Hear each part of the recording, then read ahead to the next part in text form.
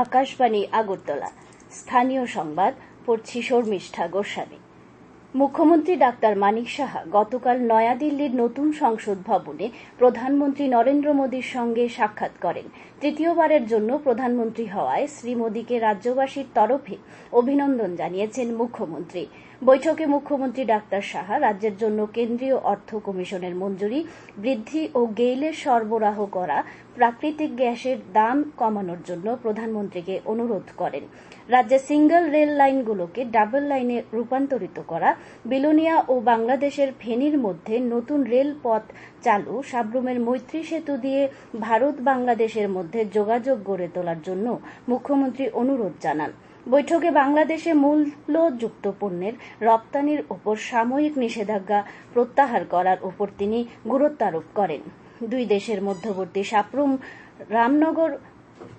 রামগড় চট্টগ্রাম এবং সাব্রুম রামগড় মঙ্গলা রুট দুটিকে অন্তর্বর্তী পণ্য পরিবহনের প্রোটোকল রুট হিসেবে অন্তর্ভুক্ত করা এবং এমবিবি বিমানবন্দরকে আন্তর্জাতিক বিমানবন্দর হিসেবে ঘোষণা করার জন্য প্রধানমন্ত্রীকে অনুরোধ করেন মুখ্যমন্ত্রী।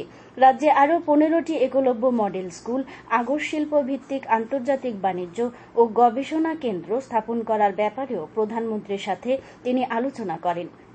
প্রতিরক্ষা মন্ত্রী রাজনাথ সিং এর সঙ্গে সাক্ষাৎ করে মুখ্যমন্ত্রী রাজ্যে একটি সৈনিক স্কুল চালু করার জন্য অনুরোধ করেন।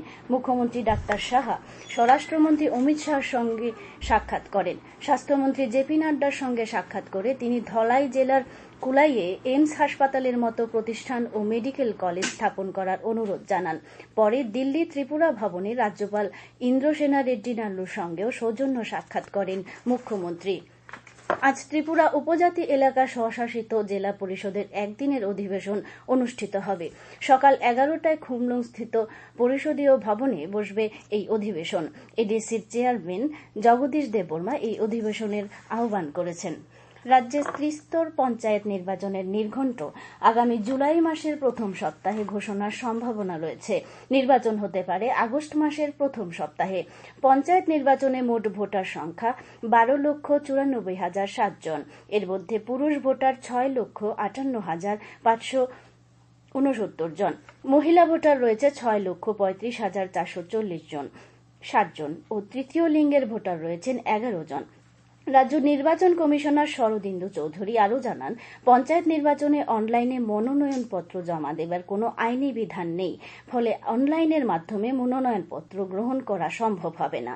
পঞ্চায়েত নির্বাচনে প্রার্থীদের নিরাপত্তা এবং শান্তিপূর্ণ পরিবেশ বজায় রাখার জন্য খুব শীঘ্রই রাজ্য পুলিশের মহানির্দেশকের সঙ্গে তিনি বৈঠক করবেন। প্রধানমন্ত্রী আবাস যোজনা গ্রামীণ প্রকল্পে খোয়াই জেলার 10,830টি পারিবারিক পাকা আবাসন নির্মাণ করে দেওয়া হচ্ছে। এই যোজনায় জেলার খোয়াই ব্লকে 2,156টি, তুলাশিখর ব্লকে 1,848টি, পদ্মবিল ব্লকে 940টি, মুঙ্গিয়াকামি ব্লকে 1,561টি, কল্যাণপুর ব্লকে 1,906টি ও তেলিয়ামুড়া ব্লকে 2,419টি পরিবারকে পাকা আবাস নির্মাণ করে দেওয়া হয়েছে। প্রতিটি আবাস নির্মাণে ব্যয় হয়েছে 1,30,000 টাকা। খোয়াই জেলাশাসক কার্যালয় থেকে এই সংবাদ জানানো হয়েছে। হায়দ্রাবাদে অনুষ্ঠিত ইসরোর যুব বৈজ্ঞানিক কার্যক্রম যুবিকা প্রশিক্ষণ 2024 অনুষ্ঠানে পুরস্কারপ্রাপ্ত রাজ্যের ছাত্র অভিনব বণিক পর্যটন মন্ত্রী সুশান্ত চৌধুরীর সঙ্গে সৌজন্যমূলক সাক্ষাৎকারে মিলিত হন। সাক্ষাৎকালে পর্যটন মন্ত্রী শ্রী চৌধুরী জাতীয় স্তরে রাজ্যের নাম উজ্জ্বল করার জন্য অভিনব বণিকের ভূয়সী প্রশংসা করেন। শিশুশ্রম বন্ধ করতে গতকাল সাব্রুম মহকুমা প্রশাসন এবং দক্ষিণ জেলা শিশু সুরক্ষা আধিকারিক মান্না চৌধুরীর নেতৃত্বে সাব্রুমের বিভিন্ন হোটেলে এবং রেস্টুরেন্টে অভিযান চালানো হয়। জাতীয় শিশু সুরক্ষা কমিশনের বিশেষ নির্দেশে পুরো দক্ষিণ জেলা জুড়ে বিভিন্ন খাবার দোকানে, হোটেল এবং রেস্টুরেন্টগুলোতে শিশু শ্রমিকের খোঁজে অভিযান চালানো হলেও বিভিন্ন হোটেল ও রেস্টুরেন্টে শিশু শ্রমিক পাওয়া যায়নি বলেও জানান জেলা শিশু সুরক্ষা আধিকারিক মান্না চৌধুরী। শ্যামাপ্রসাদ মুখার্জির বলিদান দিবসকে সামনে রেখে সারা রাজ্যব্যাপী বৃক্ষরোপণ কর্মসূচি হাতে নিয়েছিল রাজ্য বিজেপি। তারই অঙ্গ হিসেবে বৃহস্পতিবার খোশবাগানস্থিত পার্কটিতে বৃক্ষরোপণ কর্মসূচি আয়োজন করা হয় আগরতলা পৌর নিগম 20 নং ওয়ার্ডের উদ্যোগে। আজকের বৃক্ষরোপণ কর্মসূচিতে উপস্থিত কর্পোরেটর রত্না দত্ত, ছিলেন বরদোয়ালি মণ্ডল সভাপতি সঞ্জয় সাহা সহ বিজেপির নেতা কর্মীরা। প্রসঙ্গত 2011 সাল থেকে এই পার্কটিকে সবুজে ঘেরার উদ্যোগ নিয়েছিলেন। আরও কিভাবে পার্কটিকে সুন্দর করা যায়, এছাড়া বিশ্ব উষ্ণায়ন রোধ করা ও এই বিষয়গুলো নিয়ে এই বৃক্ষরোপণ কর্মসূচি বলে জানিয়েছেন শ্রীমতী দত্ত। বন্যার সময়ে বাড়ির আশেপাশের জলাশয়গুলি সুরক্ষিত রাখা, শিশুদের প্রতি নজরদারি রাখার বার্তা দিতে গিয়ে গতকাল বিলোনিয়া মহকুমা প্রশাসনের উদ্যোগে বিলোনিয়া শহরে এক জনসচেতনতা র্যালি অনুষ্ঠিত হয়। বাংলাদেশের প্রধানমন্ত্রী শেখ হাসিনা মুখ্যমন্ত্রী অধ্যাপক ডাক্তার মানিক সাহাকে উপহার হিসেবে প্রসিদ্ধ হাড়িভাঙ্গা আম, 400 কেজি, 50 কেজি ইলিশ মাছ এবং 50 কেজি রসগোল্লা পাঠিয়েছেন।